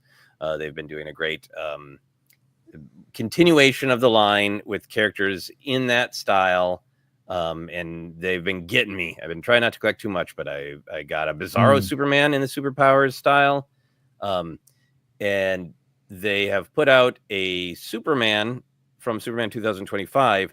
That's the exact same Superman action figure, but he has the newly designed logo from this film, which is like, that's for me the sweet spot. That's what I want. It doesn't look anything like a David Corn Sweat, but that's the one I want. I want to go find that one, and then I'm gonna hold myself back for Marvel. The only thing I've collected is I have one Captain America figure of Chris Evans Captain America, and then they had their Marvel retro lines where they did this sort of Marvel Heroes as Kenner, and they canceled that line. Jerks. So I'm not going to get any new Fantastic Four movies, but I redid my Marvel retro display before Fantastic Four came out, so all the Fantastic Four figures are in front. So that's my action figure tribute to the Fantastic Four. Laserbolt got his Galactus bucket, Galactus popcorn bucket. That's all he needed. I just can't get those buckets. They don't work on me. They don't work on me. I popcorn at the movies isn't my favorite snack, so I enjoy popcorn, just not at the movies as much, which is a weird little thing. But yeah, they're too much. They're too much. I love that they're becoming a thing of like, how ridiculous can we make them? Because I think films need as much as possible to make it feel like an event and make it feel like a community event. And I love the excitement of, hey, they made a dumb bucket. Let's all go get it. Let's get a bucket. Yeah. Yeah. I have a question for you. What is the update on? Did you ever open your Razor Crest? No. Yeah. No. So I opened the box to the Razor Crest. I did open the box, and I pulled out the figures. I got my Din figure, who was not carded, so he's out there. I got the Grogu figure is on card, but separated. And I was so happy to get it, and I looked at that beautiful box art a lot, and I never put the Razor Crest together because, like, I don't know where I'm gonna put it. That's stupid. And now the same thing's gonna happen with the Cantina. So yes, I have that's right. issues that need to be addressed. The Cantina should be arriving any day now, and I think gotta be my pillow. I don't know. I backed the Cantina stand. I need to make a change in my life, so there's room for the Cantina. Not quite there yet. You have to make the very adult decision to move to store your toys. or display your toys. Yeah, maybe I won't have a desk anymore. Maybe I'll just have Yeah. a camera behind the cantina, and that'll be the main thing you see on Force Center is like peeking over the cantina. Could you sit on the Razor Crest and Cantina boxes after you take them out? Maybe that'd be. Yeah, there are issues. Lydia, thank you for the super chat. I had a good conversation with a cashier at my local grocery store about the Star Wars buffet and how not every dish is for everyone. Force Center gospel in the wild. Love hearing that. That's sounds like a positive version where I sometimes come swinging in with the bar fight versions, but I like hearing that. Wonder, Lydia, how did it go? How did it come up? I want to know. So much more. Yeah, let us know. I've definitely had those conversations. I think sometimes they're a diffusing mechanism because people will be like, "You love Star Wars? Let me tell you about all the things I hate," and I'll be like, "Yeah, I like that. There's a lot of variety, and not everything has to be for everybody." But I've had some good conversations too, where people just want to share the thing that they love, and maybe they're not there for the other things. But I mean, that has been the Andor conversation a lot of maybe they're not there for other things, but man, they love that. Yeah, and I think that's always a good thing. I had a situation. This was it was at the forum Sunday night, and I think I said something on the main show about how I avoided a Last Jedi conversation. But this was not even Star Wars. This was actually, we were talking about Superman, and there was a very nice woman we had met and we were chatting with, Mark Riley and I. Mark Riley's a big Superman guy, his tattoos, and he loves all versions because he's kind of like us with some Star Wars. He's like, it's Superman. It's my favorite. It's my guy. I love all interpretations of Superman. But she very politely, very nice, very innocently was like, see, I'm a Zack Snyder fan. I just really like things that are dark and gritty. And this is someone who is not on a podcast or in the internet space like we are. And so she was just saying things that have that reaction in us where we're like, oh, did you say dark and gritty? Like, I want to fight you. But I had to like slow down and just listen to her reasons and why it was true for her. And that was a good lesson. It was a good lesson. And put down your lightsaber. It's not the time to fight. Not the time to use your weapon. She's saying something that's true for her. Yeah, and I think especially when people can have the respect to frame it that way of, I prefer this version. I mean, I think the thing for me is like, I think one of the reasons I love Superman 2025, and it's been coming up in our conversation here today, is it is gritty and complex. Luther's motivations are terrifying, and children are going to be slaughtered to advance these egomaniacs, need for power. A dog is abused. People are tortured with their children's lives at stake. Like, it's not just like happy-go-lucky bunnies and rainbows. It's just a lot of it's about tone, Yeah. Yep. But it's just interesting to, because again, we're in that bubble. So when someone says dark and gritty, it's such a trigger in me for a different kind of. It's like when someone's like, comes swinging in with a sledgehammer at the Star Wars special editions. Like, you can prefer the originals, but I know what kind of fan you are when you're like, ugh, right? And it's like, but she wasn't that, so it was a good lesson. Anyway, yeah, I have to say also about like Zack Snyder's, his films are never going to be my favorite, but I've got friends who really like them. So as a point, I was when the 3-hour Justice League came out on streaming, I was like, I'm going to take some of my own medicine and I'm going to sit down and watch this and go, this isn't for me. It's not my preferred version of the characters or the storytelling, but let me just watch it as one of the dishes on the buffet of superheroes.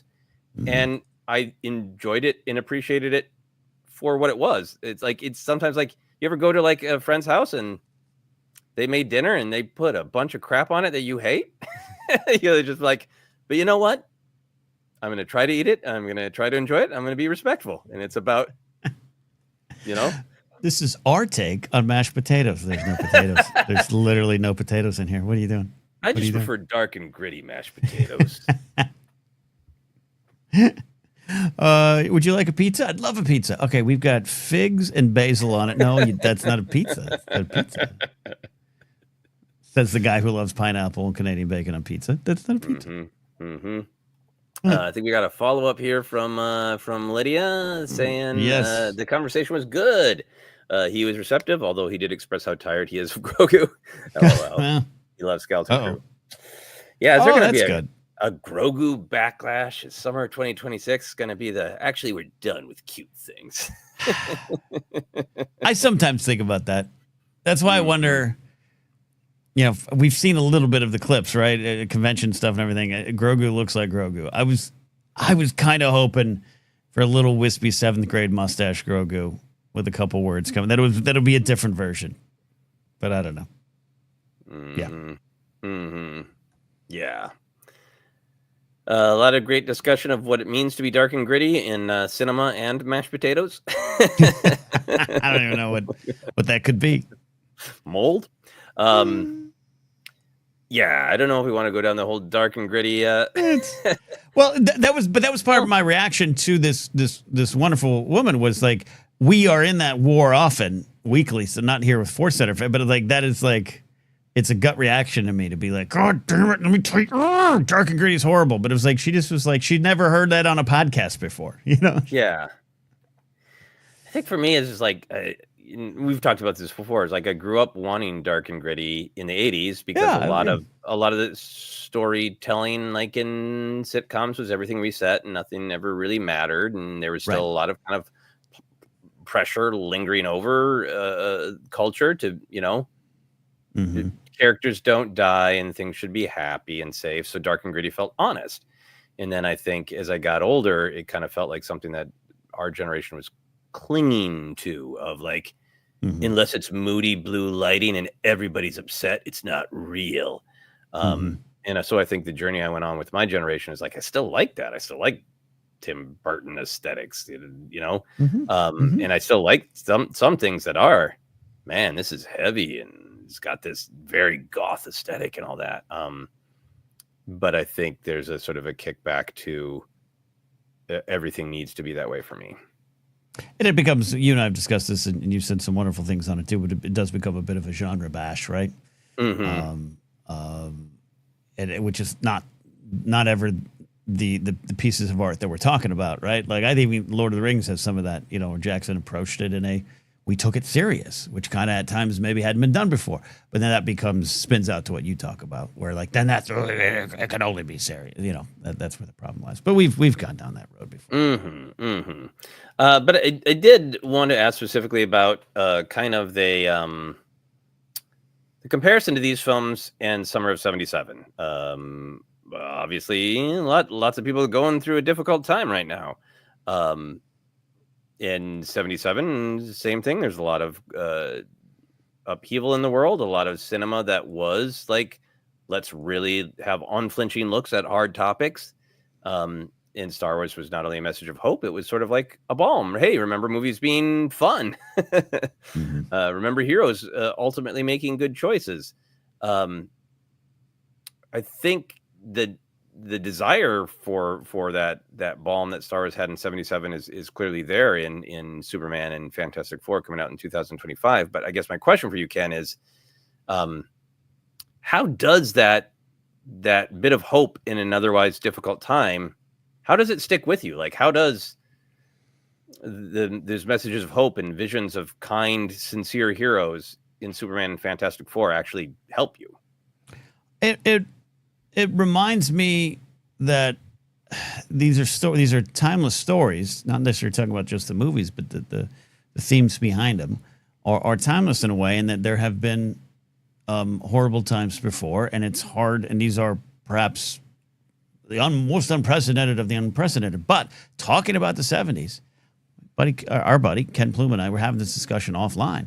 He was actually having this conversation with someone who was alive and functioning as a middle-aged adult in the '70s, going, what did you do as a person of a certain perspective of the world, I'll say, while you were watching Nixon flex the power? You were watching Watergate did not just explode and he's out. That takes years.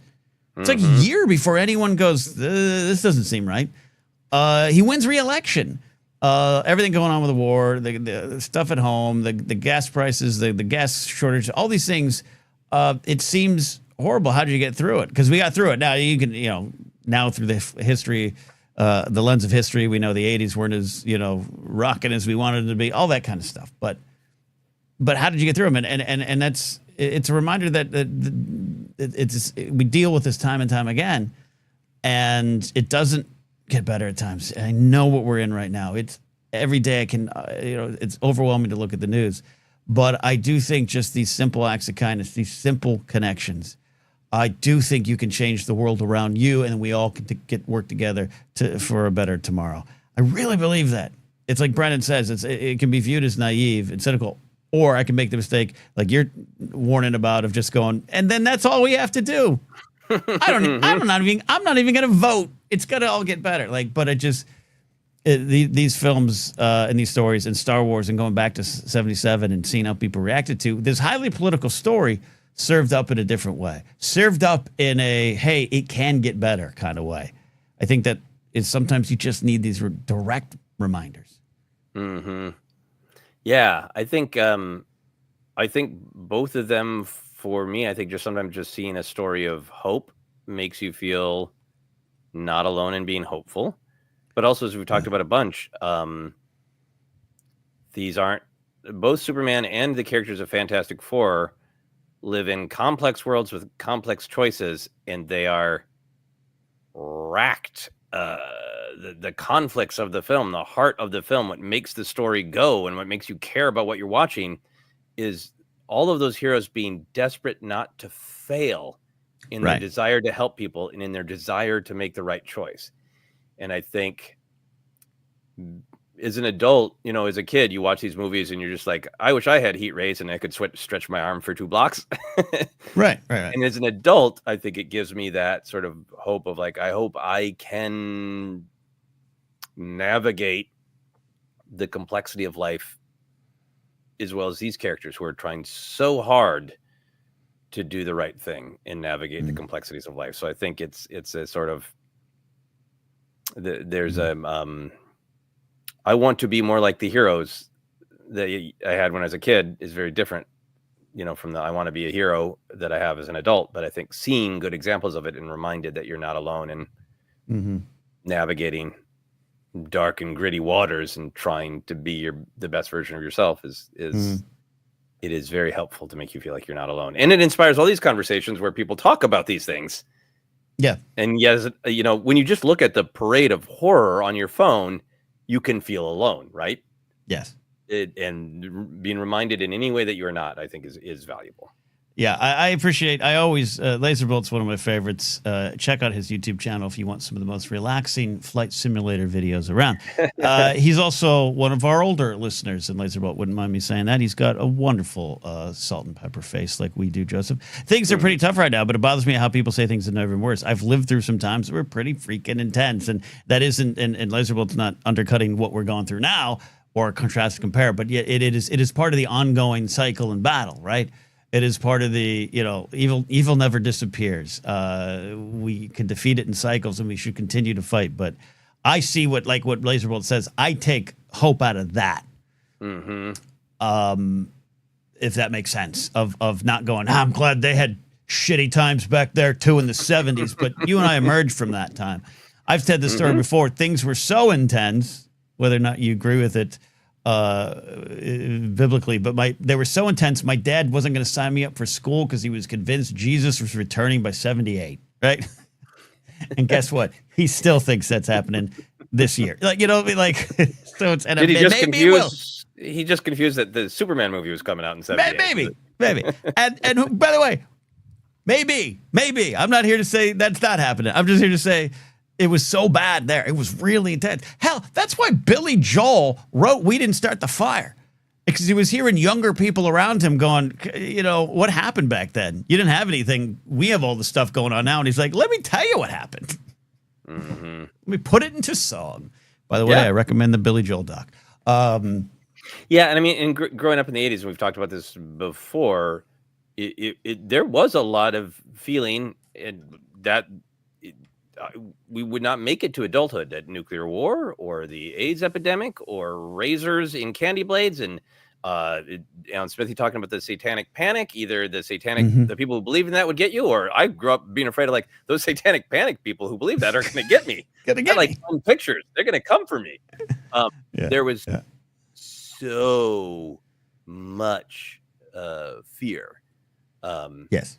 And obviously things, not the razors and candy, but the rest, Right. anyway. But yeah. But I think, and there's been lots of great discussion of this on social media too, about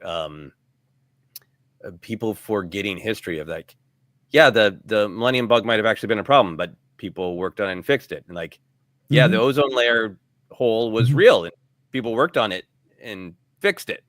And needing that history to not to say we're not in a bad time now, but to say like we are in a very bad time, and wouldn't it be nice if history is able to look back and go, it's real bad, and then here's the thing that people actually did to fix it.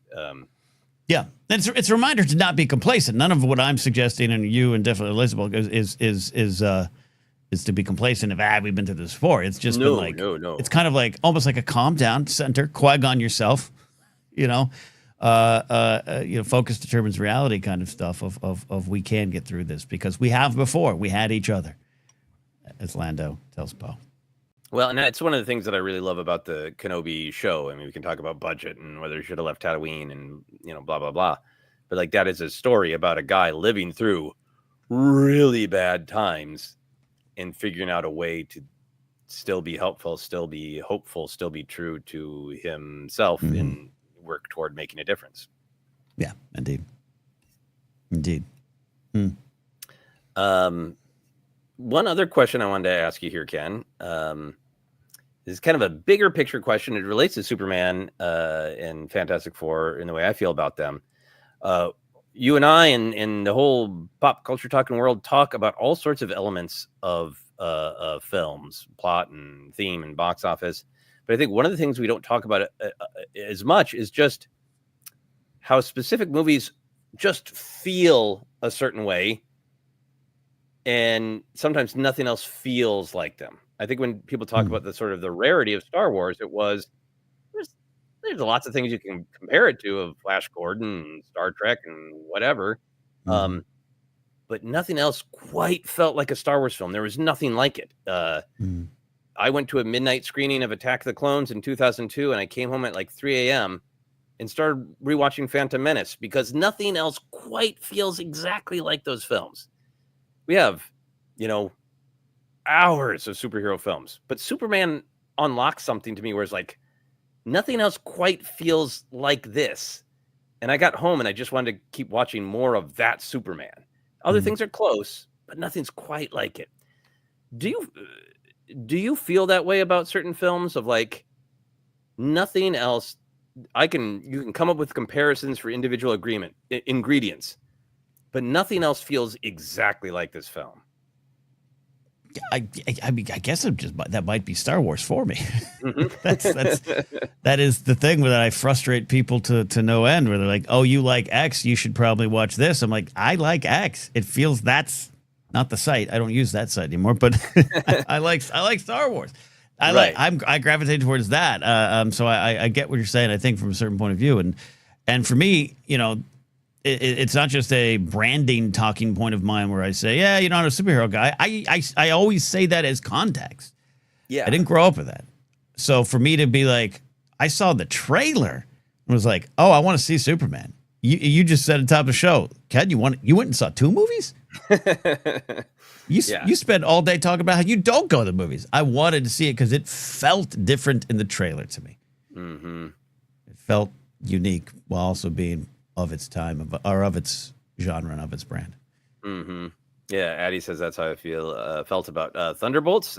I thought Thunderbolts was great as well, and I think, I just think that is part of just like the great, beautiful, strange alchemy of books and TV shows, but movies in particular, that you feel like you can visit this specific world and other things are close, but you can never visit anything else. And,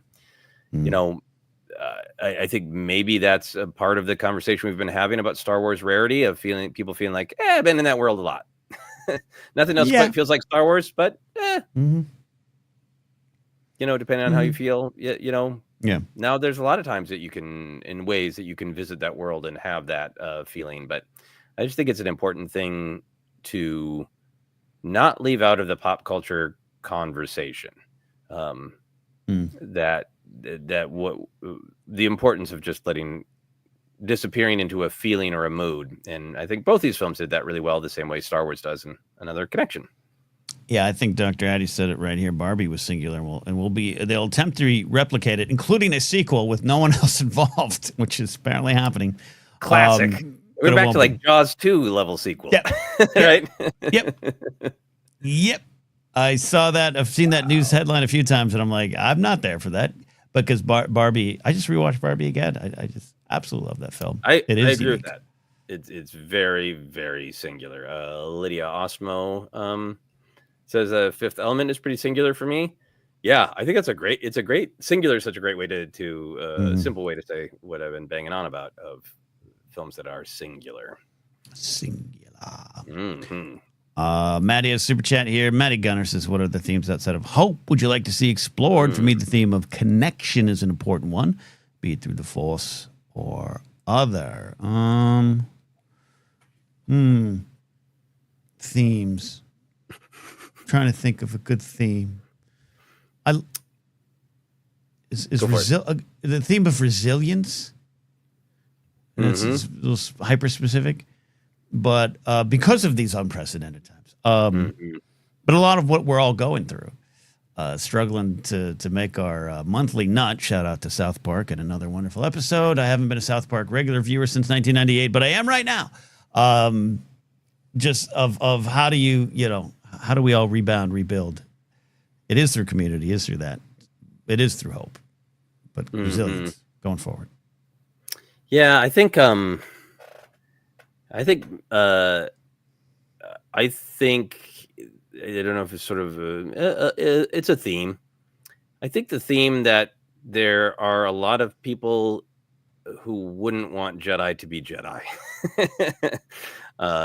which is what has sort of been hinted at in a few brief statements Sharmeen Obaid-Chinoy has made about the New Jedi Order film of like a new Jedi are rising, and there are people who don't want that. I think that's a great way to talk about heroism of who wouldn't want that, who wouldn't want guardians of peace and justice. I think that's a great way to look at the Jedi, and maybe that's on my mind because I think Superman is dealing in that a little bit of like who wants a world where there isn't a guy who flies around and saves squirrels, right? Isn't a guy who has, non-metaphorical X-ray vision, who can find out what you're up to behind closed doors. Who wouldn't want that? And why, I think, is a different way to talk about heroes. And I think, I think all of the Jedi storytelling has been great up to and including the Acolyte, and the heroes should be challenged. But I think it is time in Star Wars for the Jedi to be, it's not a question that they're heroes. The question is, are they going to make the best choice they can as heroes, and who wants them to not be heroes? Who wants them to not try, right? Or to not do, or not. Yeah. Fascinating there. Let's see what other comments here. Chris King had a good one, kind of harkening back to some of the stuff he said earlier. I think that what speaks to me about Superman and connects it to Star Wars is Clark's need to save others and defend them rather than attack. He does so even when he's hurt and vulnerable. Very Jedi-like. Yeah. At all costs. It is his goal. Yeah. And I love the not trying to figure out how to get the kaiju out of there without killing it. Was a great, moment as well as the squirrel saving moment versus Guy Gardner and his team, right? The Fillion was great, by the way. I thought he was great, just at a review level. Oh, we did. Sorry, get a little bit of an update of the mashed potatoes. Lydia says if it's purple potatoes and fresh minced garlic, it's dark and gritty. I get behind it. Now purple roasted potatoes with a little garlic on it. But if you kind of serve me that and call it mashed, we're out. We're not having it. We're not here. Mashed potatoes need to almost come from a box. to be counted as mashed potatoes for me. I need the starchiest, man, plain and simple. Mm-hmm. No takes. I don't like food that has takes on it. Mm-hmm. Mm-hmm. Interesting conversation going on about order. Well, first we'll pop this up from Nightfall Productions. Hey, just popping in quick. Been a busy ass week. May the force be with everyone. Also, Clark is like the most Jedi. Very much agreed. Trying to find the original quote here. Oh, this is from Igor. Star Wars loves the organic and the flowing, but I think desire for order isn't bad. JMB adds, yeah, I'm kind of the same boat, Igor. There's this notion that order is either authoritarian or overly rigid or some other characterized portrayal in film, literature, TV, like Fahrenheit 451, etc. I'll agree with that, and I think I think sometimes Star Wars has a depiction of. I don't think Star Wars is anti-order. I think that it's anti-rigidity. I go back to the classic first organic versus rigid, the turning off the targeting computer. Of like, there's nothing wrong with the targeting computer and helps people hit the shot, but it's not going to help Luke this time. Doing it the way it's supposed to be done isn't going to work, and Luke needs to tap into that. But I think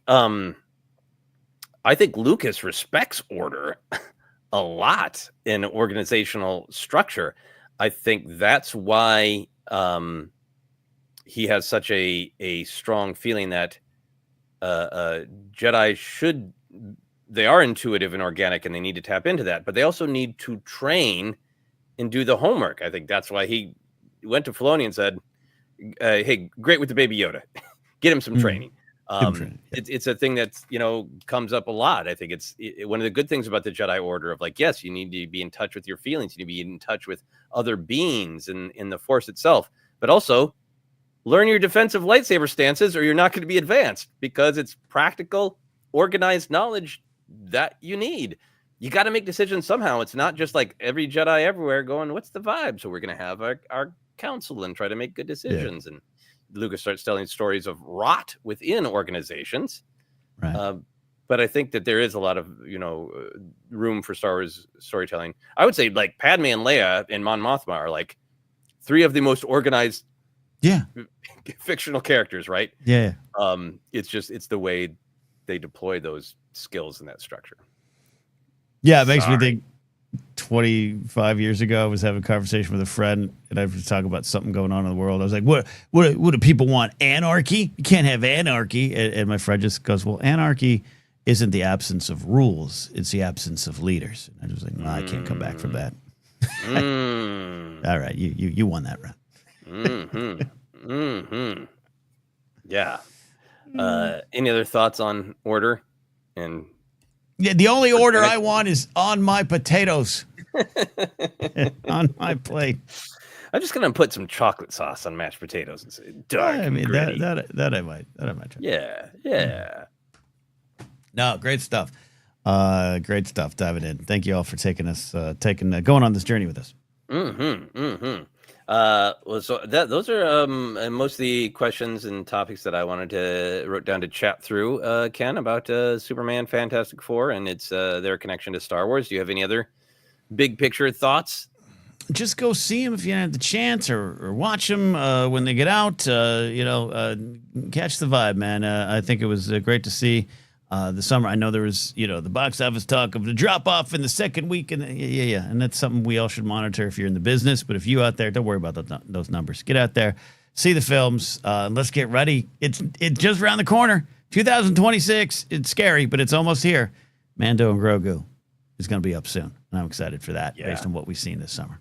It's a blink away, and I just I'm so excited for Mando and Grogu. I do really love both of those characters. I love the simplicity of that relationship, the purity of that relationship. Simple is not right. The purity of a chosen father and chosen son, and beautiful little found family of Armor Daddy and Weirdo Baby. Love it. And I'm so excited for Favreau as a filmmaker. I keep thinking of the first season, or the first episode of season 2 of Mandalorian. It's so cinematic.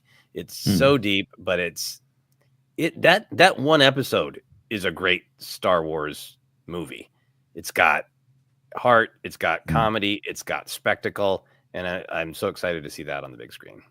There's some comments recently. Maybe we'll cover them on Force Center News this week. I'll try to remember to dig them up, but just some of the stuff that's come out about how they shot it for IMAX and a life-size walker, all those kind of things. I needed to hear. Not that I doubted that they knew they were making a movie, you know. And I think even I've been guilty of going, I don't know, could they? Is the volume, going to work for a big screen? They know what they're doing. They know they're making something for the screen, and they want it to be big and cinematic. And I loved hearing some of the stuff that was out there this week. Trust the star of Swingers. Yes. Yes, indeed. Yeah. All right. Any other super chats or questions to take? We got through them all. We did. Thank you all. I'm not hungry. I actually ate. I've been on microphone since 9 a.m. this morning, so I think my back is getting restless. But that's why. So I'm just like the mash. I might have to go get actual mashed potatoes. I'm not hungry yet, but I'm gonna get. This is just turning into Potato Center, and that's a lovely way to end. Ian Sharp says, "Don't make me hungry. You won't like me when I'm hungry." Great Marvel connection. And Ken wants his potatoes. Mash them, fry them up, stick them in the mouth. What a great way to end. Second breakfast. A lot of fun. We'll be back Monday with our normal live Star Wars questions. We'll be back with the news. Thank you all who have been seeing and interacting and sharing our shorts, reels, TikToks. We're on TikTok now, if that's your preferred format over there. So follow us there, Force Center Show. Been a lot of fun doing all that. And if you want, you can follow me on all the various social media and follow my blog, Finish Your Monsters, for updates on the horror film I continue to work on, heading into real crunch time for finishing the film. Well, I have hope it's going to work out. All you have to do is just sit back, and the film will come together. It'll be fine. I don't need to get up at 4 a.m. every day. You're good. You're good. We're all going to be good. Thanks for watching. Thanks for listening, everybody. Don't forget to follow Jennifer Landon, too. She'll be back Monday. We'll see y'all. Bye.